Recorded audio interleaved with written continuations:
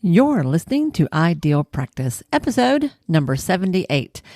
And because this is going to go live on October 31st, it seemed appropriate to perhaps revisit one of my most popular episodes to date. And this is one I did early on, y'all, when I talked about what happens when we, as healers, as people who are devoted to the well-being of others, want more for ourselves, which, as you know, is a little complicated. So let's revisit that and take another look at the 7 most common fears that we healers tend to have. So stay tuned.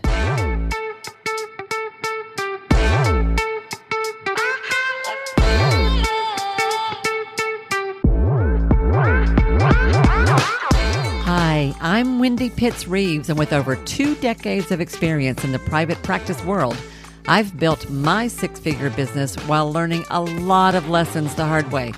This is the first podcast that shows you how to apply the principles of energy, alignment, and strategy to build a practice that is profit-centered, but people-forward.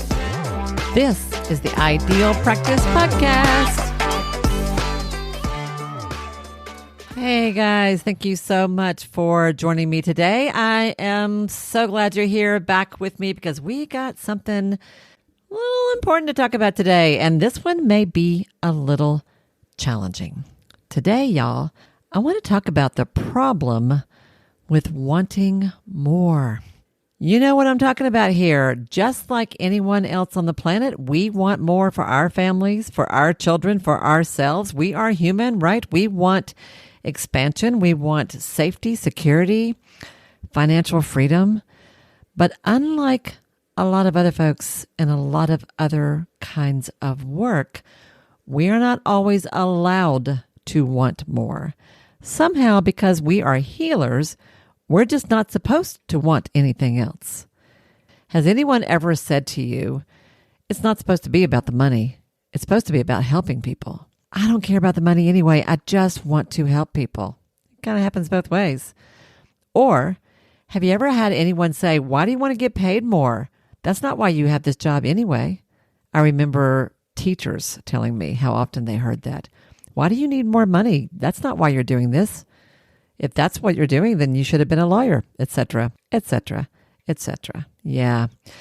Here's the thing. We've got to make peace with this idea that it doesn't make us a bad person because we want to make more money, or because we want to take better care of our families, or because we want to have more freedom and safety and security in our life.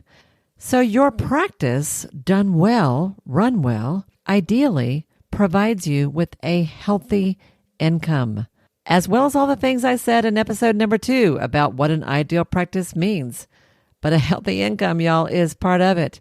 And yet, there are so many ways that we tend to sabotage and set ourselves back from that, right? In particular, in all the coaching that I've done and in my own experience as a practitioner of many years, I have come to recognize that it seems to me that there are a handful of common fears that just seem to pop up over and over and over again all the time for all of us. You may have some of these, not all of these. There may be 1 or 2 that resonate especially with you more than others.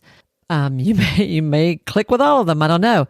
But I thought what I would do is I'd like to talk through these a little bit.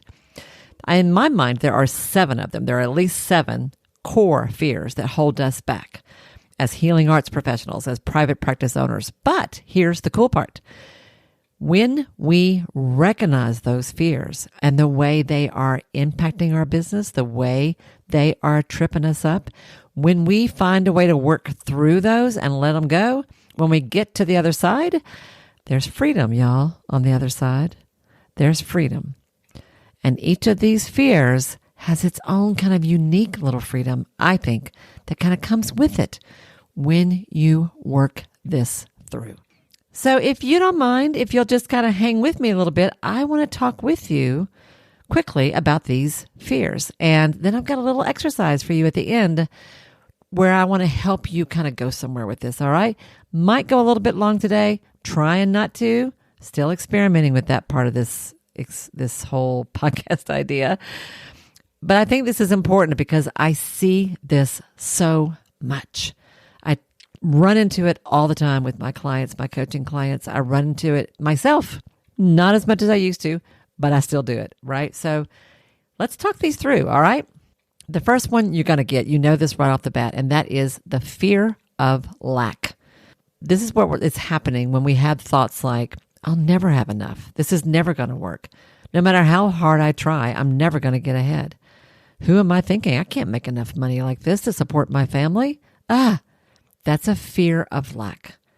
But you know what's on the other side of that?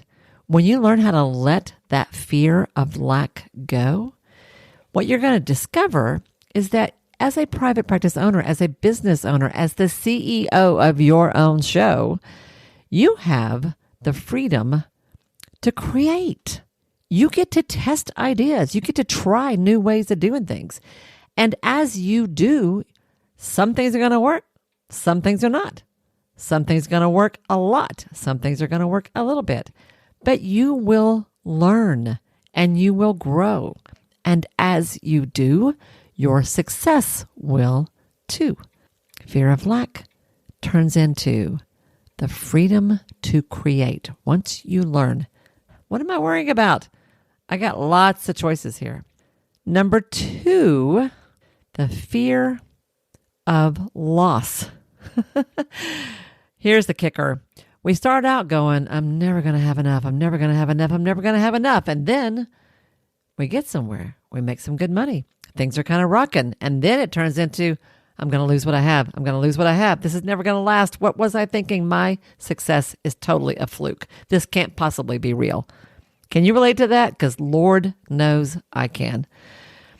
I can tell you some stories about that, actually. And as we talk deeper about money mindset issues later, I'll tell you a few stories of my own where this exact fear is what I know was sabotaging me.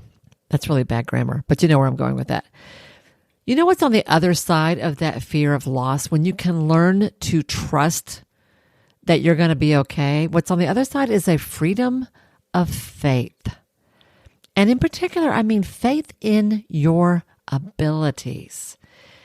Over time, as you test and try things, as you do a little research and development, as you experiment and find out what works for you, you will learn that you actually are figuring things out.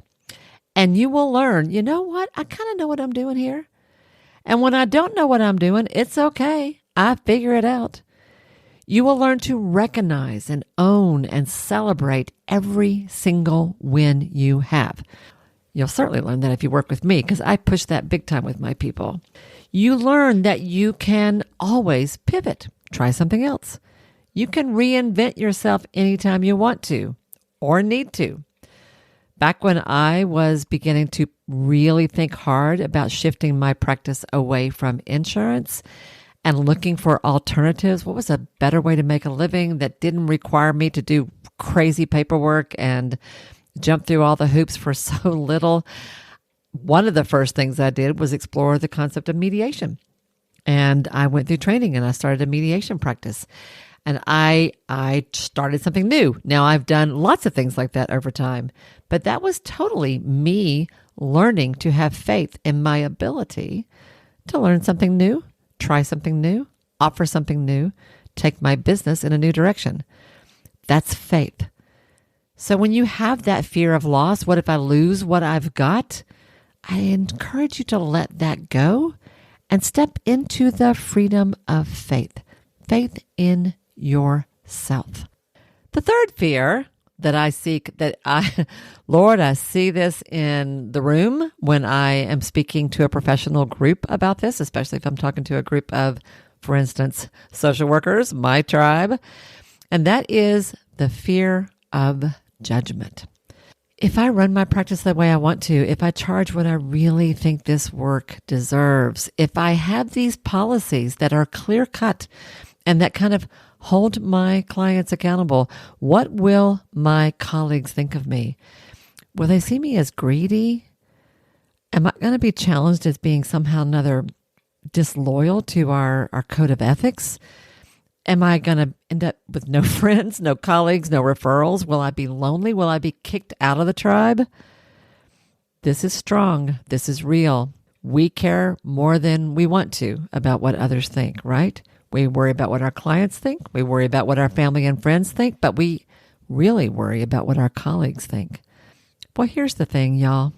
I don't have to talk to you about judgment. Y'all know where that comes from.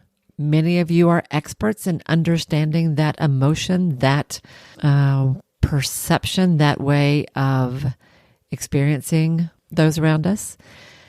And when you can let the fear of judgment drop as you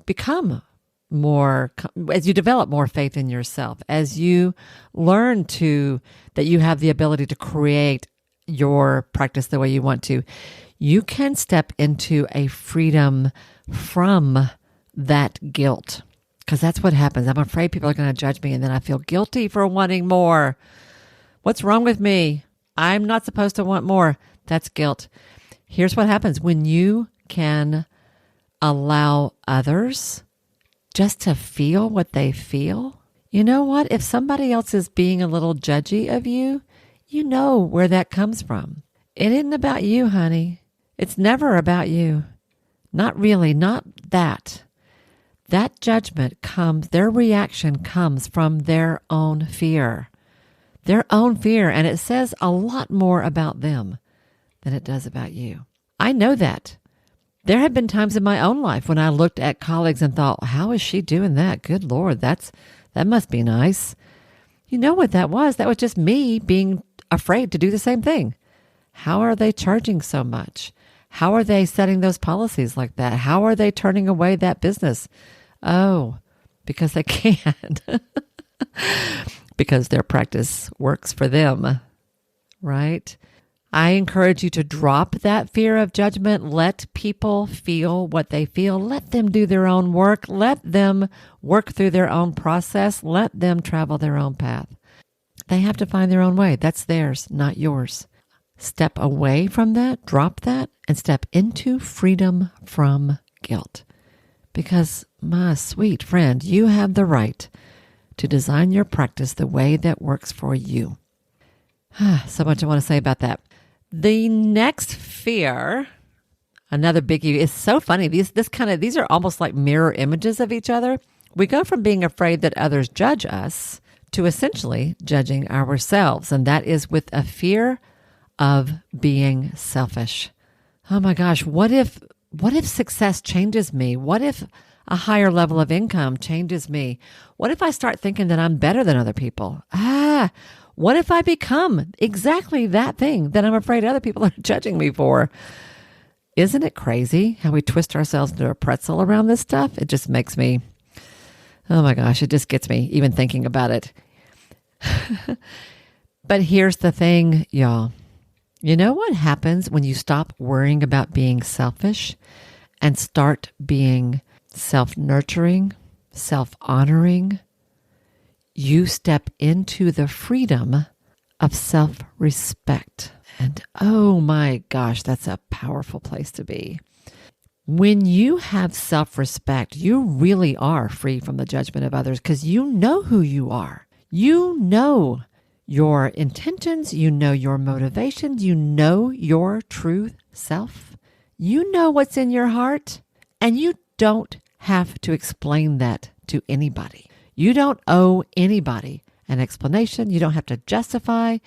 You are who you are, doing what you do the way you want to do, and that is just fine. This is what you get as, well, I want to say just as a human being, but especially when you have the courage to start a business, it's easy for other people to look at you in a different way. It's easy for you to judge yourself, but sweetheart, don't do that to yourself. My Southern is really coming out today. I want you to make peace with your own path. Give yourself permission to walk your own walk, hike your own hike, and allow other people to travel theirs. Now, here is one thing that will happen. I will say this, just a little bit of a note of caution. I want to prepare you for this. It is true that listen to me here, this is important, as you grow, evolve, become stronger, as you develop more self-respect, as you drop that guilt, as you develop more faith in your abilities, as your success grows, because it will, as that happens, you will find that sometimes people fall away in your life. You may very well find that you are drawn to or drift away from different peer groups, different tribes, not because you suddenly think you're better than other people. That is so not what it is. But what you will find is that you need to be around other people who are growing like you are. You need to be around other people who are also on a path of expansion. I'll say that, right? And sometimes it gets harder to be around those who aren't as self-aware, who aren't really growing in the same way you are. And I mean, no judgment by that. Again, we all have to hike our own hike. But it is true that things may change. Relationships may change as you grow, but that's not because you are selfish. It's because you respect yourself enough that you begin to learn that you just need something different. And that's absolutely okay. Just wanted to drop that in there while I was thinking about it. All right. What number is this? 1, 2, 3, 4, 5, 6. Number 5. These next two also kind of go together. And that is a lot of us will have a fear of inadequacy, or another way of saying that, a fear of not enoughness. As a therapist, I've seen this my entire career, especially among some of the women that I've worked with. But I also see this as a business coach. And that is this feeling that I want more, but I don't deserve more. What right do I have to want a 6-figure practice? I'm not good enough yet, or at all. I'm not smart enough. I'm not trained enough. I'm not skilled enough. I haven't been at this long enough. I don't have enough experience. I'm not helping people enough. I'm not making a big enough difference. You know what? This other provider is so much better than I am. What right do I have to want more? Who am I? This is kind of another variation on thinking that you're selfish, but it's not what it is. You are enough, honey. You are enough just because you exist, right?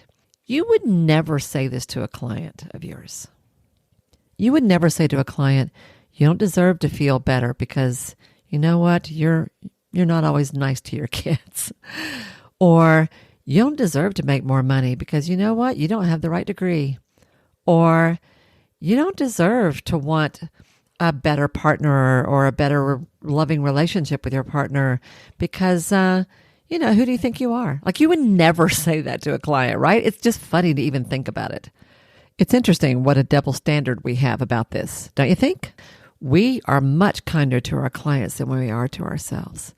So here's the freedom that's waiting for you when you can let go of that sense of not being enough. It is the freedom that comes with compassion. I know, you guys, you are full of compassion for your clients. They beat themselves up all the time. You see it. And it just breaks your heart, doesn't it? Aren't you constantly challenging that self-view that your clients have? Whether it's about their body, whether it's about their parenting skills, whether it's about their speaking ability, whatever it is, it doesn't matter. Aren't you constantly encouraging your clients to be more compassionate to themselves? Well, that's what I'm doing with you. I want you to step into the freedom that comes when you treat yourself with compassion. I want you to have the same compassion for yourself that you have for your clients. I want you to know that being enough is not something that we earn by what we do. It's something we have by being, period. You are enough already, period. Enough. That's it. That's all I'm going to say about that. So quit worrying about that. Drop the fear of inadequacy and step into the freedom of compassion. Makes you want to get out and give you all a hug. All right. The next one, which sort of goes along with that, is a fear of complexity. I have this sometimes myself. A fear that, more money just means more problems. Why would I want that? It's just more to manage. It's just, more taxes I have to pay. Why would I want to grow this business? Why would I want to scale? Why would I want to take on a team? Oh my gosh, I can barely manage myself. I sure can't manage anybody else. I'm already busy. I'm already stressed to the max. I've already got enough on my plate. Why would I want more? More is just harder. Well, y'all, that's a bit of a story because the truth is who we are goes with us as we grow. Whatever we have problems with as a startup business, we're going to have problems at every stage of growth after that. That's part of it. You take yourself with you. As you develop habits, systems, boundaries, policies, as you develop ways of working at different phases of your business, you also take that with you. So the complexity will grow only at the rate that you are ready to keep up with it. It's fine. If I talked to a second grader and told them someday they would be reading what they were going to be reading in 12th grade, that would probably freak them out. But it's funny, by the time you get to 12th grade, you can actually read what you read in 12th grade, right? Your skills will grow with your business, with your success. Here's what happens when you can drop that fear. It's a little scary if I take on more. It's a little scary when I'm successful. It's this, what if I can't keep up with all of these things? What you will find is that you have the freedom of competency. I love that because, guys, put in a nutshell, your skills will grow as your business grows, just like it happens with our kids. So quit worrying about it. Go back to what I said earlier about having faith in yourself and just trust that you will learn what you need to learn when you need to learn it and not a moment before. That's fine. It's all good. And now let's go to the last one. The last one, guys, is a bit of a doozy. This is the one, honestly, that I actually think is the biggest. It's the one that holds us back the most. I think it is, in a way, sort of the secret fear that almost every healer I know has at his or her core. And that is a fear of power, especially personal power. The word power gets kind of a bad rap. I had a colleague one time who said to me that most people are afraid that we think of the word power as being power over instead of power to. I think that was brilliant. She was absolutely right at that. But when we have a fear of our own power, we're afraid of finding out what we can really do. I think we're afraid of facing our own power, owning our worth, seeing ourselves as we can be. And honestly, sometimes just seeing ourselves as others see us. We talked earlier about worrying about other people judging us, but honestly, it's when other people think we're awesome that we have more trouble. Oh, my Lord. I still remember, if I can just tell you a quick story, I was at a mastermind group. It was a meeting of a big coaching gathering of about, 75 to 100 people with a coach that I adored, that I admire, who was up on a pedestal in my mind for real. And someone else in the room came up to me and said, I think I'd like to talk to you about your coaching. And this was a woman that I was instantly intimidated by. She was very successful already. She had a business that was making mid-six figures. She wasn't a healer. She did something different, but it didn't matter. She was somebody that I saw as already like way out there, way ahead of me. And she came to me and said, I think I might want to work with you. And I'm like, really? Why? Which is where I go with that. And my first thought was, you don't want to work with me. Like, you're so far beyond where I am. And then we started talking, and she started telling me where she was getting stuck and what she was running into and where she needed help. And by golly, you know what? She was right. I could help her. In fact, I probably would have been one of the best ones to help her because it was right up my alley, what she was needing help with. So we had a good conversation and agreed to set up a phone call later to kind of follow through with it. And then she went back to her seat and the day went on, the meeting continued. But oh my gosh, that blew my mind. And you know what happened? I completely fell apart. I absolutely fell apart. I had to leave the room.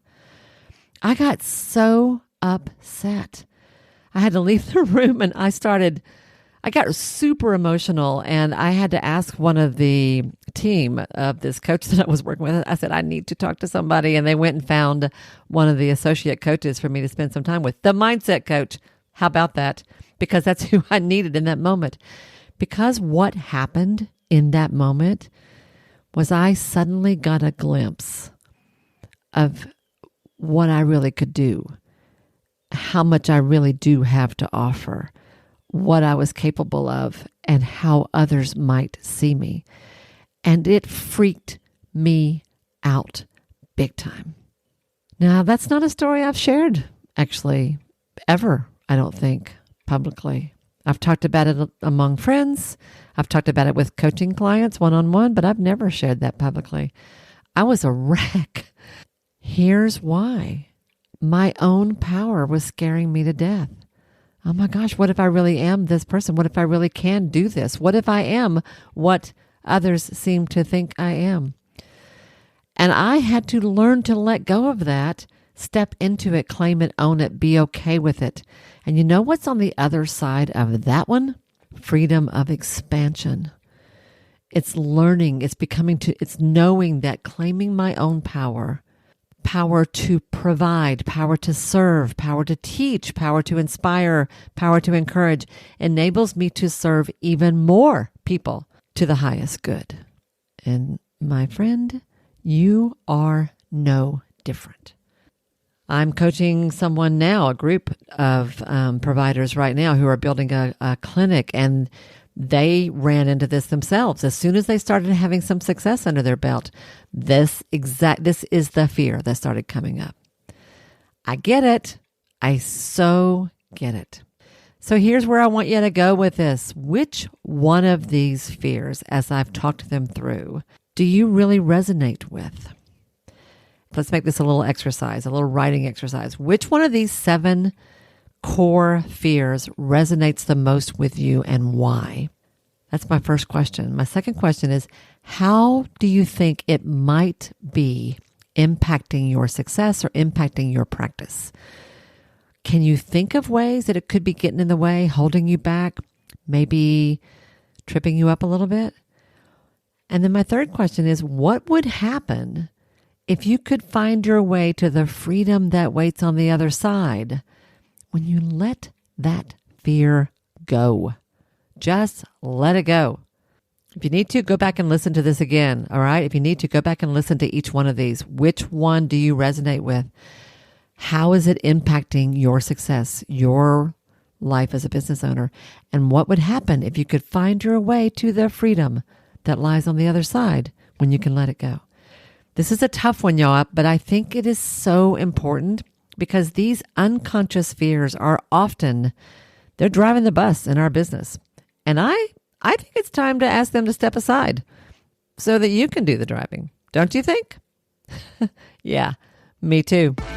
And y'all, if this episode makes you a little squirmy, that might just mean you need to listen to it again. Just saying. Seriously, have some fun with this. Think about this. Play with these fears. See where this resonates for you. Learn from this and grow. All right? All right. That's what I got for you today. Y'all have a great week, and I will see you next time right here on the Ideal Practice Podcast. Bye now.